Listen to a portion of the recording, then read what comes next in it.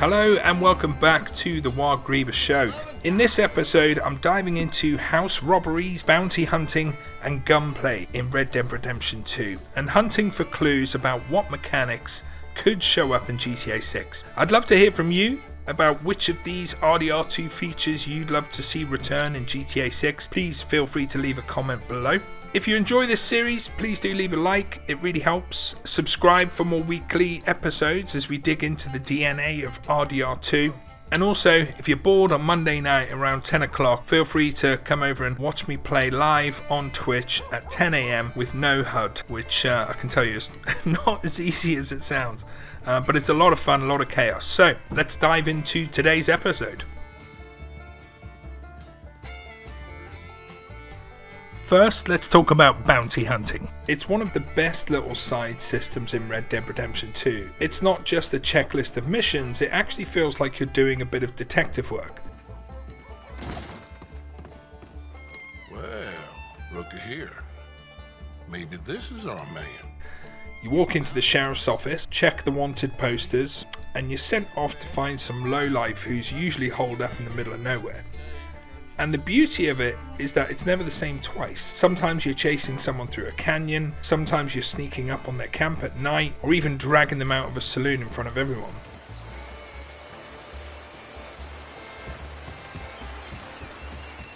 Game's over, mister. Put your hands up. Taking you in. Taking me in? What for? Apparently that stuff you're pushing is killing folk. There's a price on your head. I don't know, it ain't my business. Partner, that's crap. I'm a healer. Now imagine that in GTA 6. So instead of dusty outlaws, maybe it's bail skips or rival gang members or fugitives hiding in motels around Vice City. And instead of a sheriff's board, maybe Jason or Lucia could pull up bounties on their phone or get texts from shady contacts offering rewards. You could choose to bring them in alive for a bigger payout or take them out and risk the cops getting involved. And I think that's where Rockstar could really evolve it. Make bounty hunting feel personal. Maybe your choices affect how the criminal underworld sees you. Maybe you build a reputation. Just like Arthur built his honor, Jason and Lucia could have standing in different parts of Leonida depending on how they handle things. You saved my life. Ain't we had enough drama? I'd be better off jumping.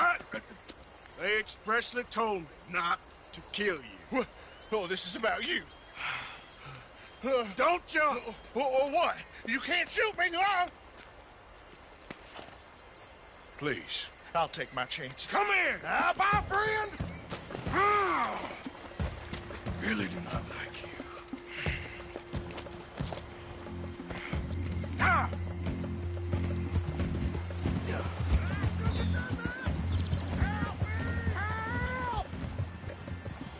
Please, throw me a rope. Come here. Come here. Things. Also, bounty hunting in Red Dead Redemption 2 is one of those systems that shows you how every encounter tells a story, even a very small one. You might tie someone up and they start begging or trying to bargain with you, or they spin you a sob story on the way back to town. That's exactly the kind of storytelling Rockstar could take into GTA 6. Those quiet, unpredictable, human moments between the chaos.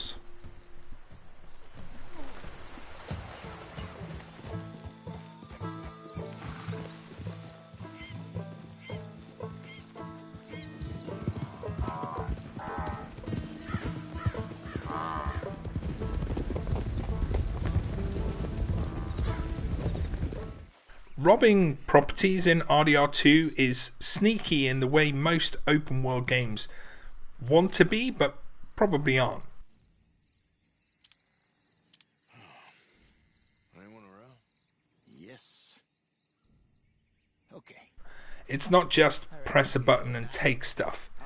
You scout a place, you pick the right time, you sneak through the doors, you pin down who's home, and you actually have to deal with the consequences if someone spots you.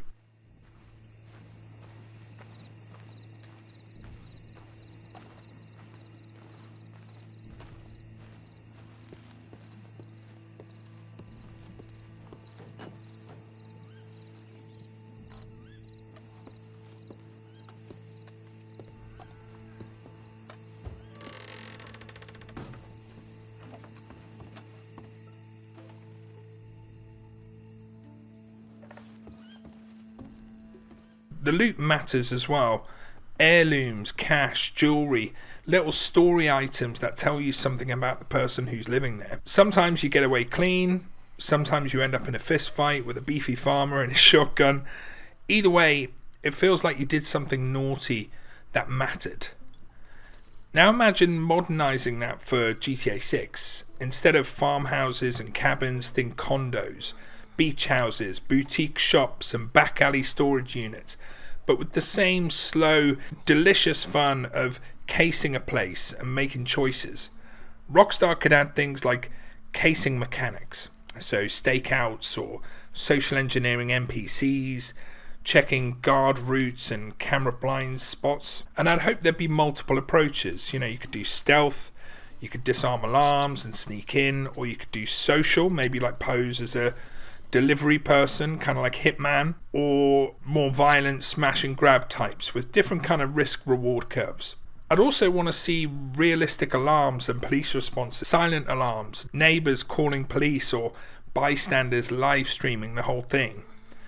I'd also like to see a variety in terms of loot, so not just cash but sellable goods, maybe passwords, data drives that you can fence or use for missions, and collectible story items. Speaking of fencing, kind of like in RDR2, I want to see legitimate fences, I want to see shady buyers, or maybe even using items for crafting and upgrade. Ideally what you want is consequences and reputation. Maybe local shops refuse service, or gangs start to take notice of you, or your face ends up on a gossip feed or something. I'd also like to see them expand on the way that robberies are done in GTA 5. Planning tools, blueprint, security upgrades that you could buy, or hiring other NPCs, or recon mini missions.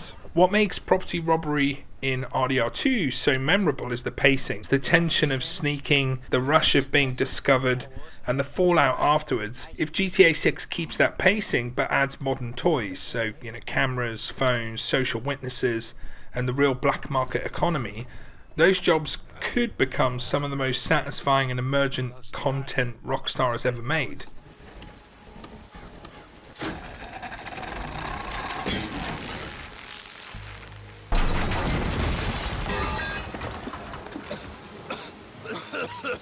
Now I'm going to talk about this a lot in these videos, but I want to talk about the shooting mechanic, because honestly, Red Dead Redemption 2 makes every gunfight feel like a proper brawl. The guns have weight, they kick, they jam. You actually feel like you're handling a bit of old steel, not some floating laser pointer. When you fire a revolver, there's this little delay, kind of punch, and then that puff of smoke. Every bullet has physicality. It hits the environment, splinters wood, knocks hats clean off people's heads, and if you're playing with no HUD like I am, that's when it really shines. You're not staring at a reticle or a health bar, you're reacting to the recoil, the sound, the chaos around you. It's gritty, cinematic, and stressful in all the right ways.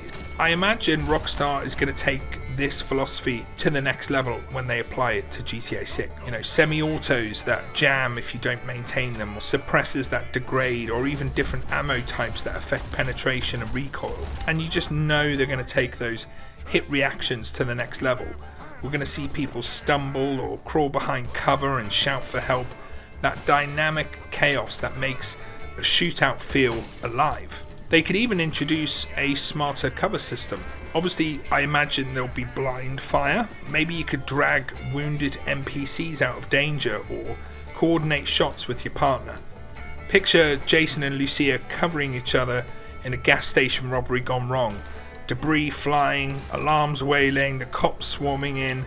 If Rockstar nails that balance between cinematic realism and player control, GTA 6 gunfights could finally feel as gritty and unpredictable as real street combat, not just lock on and shoot the red dots. What I really want to see is that attention to the reload animation, different reload times per weapon, proper hand placement, the little flinch when the casing's still hot. It's those details that makes everything feel believable. So yeah, if GTA 6's gunplay keeps the physicality and realism of RDR2 but layers it in modern mechanics, things like destructible cover, smarter enemies, better police tactics, then firefights in Vice City are going to be absolutely wild.